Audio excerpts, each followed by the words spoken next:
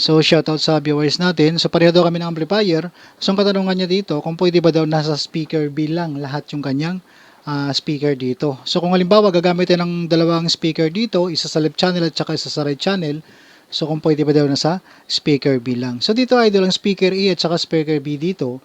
Okay lang yun ano. Wala naman kasi itong selector yung ating amplifier dito para sa speaker E at saka speaker B. So kung gagamitin natin dito idol, itong amplifier natin o yung ating speaker para lang dito sa speaker B, pwede yan idol dahil ang susundin pa rin natin dito itong right channel ito.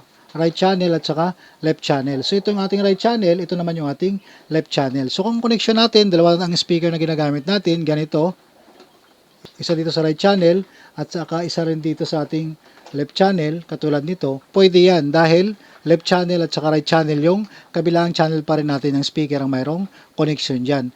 Kapag ginamit naman natin yung ganito, katulad nito, dahil ang iniisip natin dito, speaker E at saka speaker B para malagyan natin, left channel lang yung mayroong signal yan idol. Itong kapag dito lang tayo lahat sa kabila dito. Left channel lang yan. So, minsan, kapag nagpa-function talaga itong speaker E at saka speaker B, dahil wala naman itong selector, sa ibang amplifier idol, mayroong selector, pwede naman yung magiging connection natin dito, kabilaan, isa rito sa kabila, tapos isa rin dito yung ating speaker.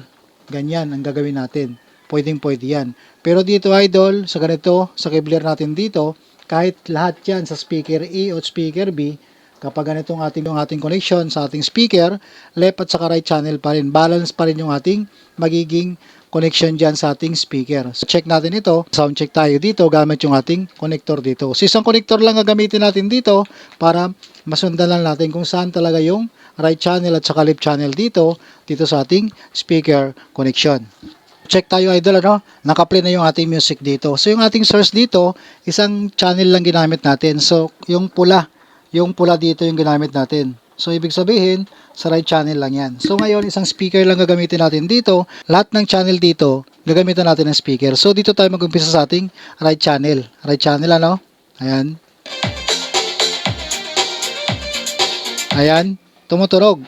Lipat naman natin dito sa right channel din. Ito, nasa taas lang siya, idol, Itong guide niya, right channel. Ibig sabihin, taas baba niyan, right channel yan.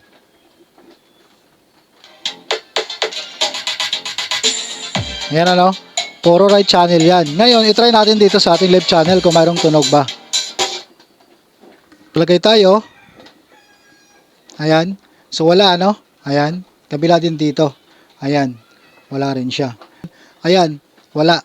Ngayon, nililipat natin yung ating source dito sa ating left channel. So, kapag nilipat natin yan, tutunog na yan dapat dahil nasa left channel yung ating speaker dito. So, lipat natin sa ating left channel. So, nasa left channel yung ating speaker. Ito. Ayan, Tapos, dito, left channel sa taas, itry din natin itong speaker natin. Ayan.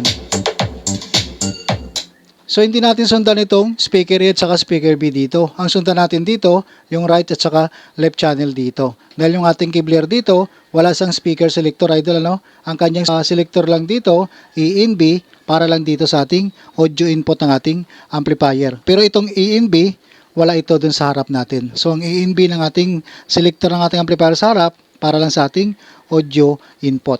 So, pwede dito magamit tayo ng connection natin, puro sa speaker B, pwede din sa puro speaker E.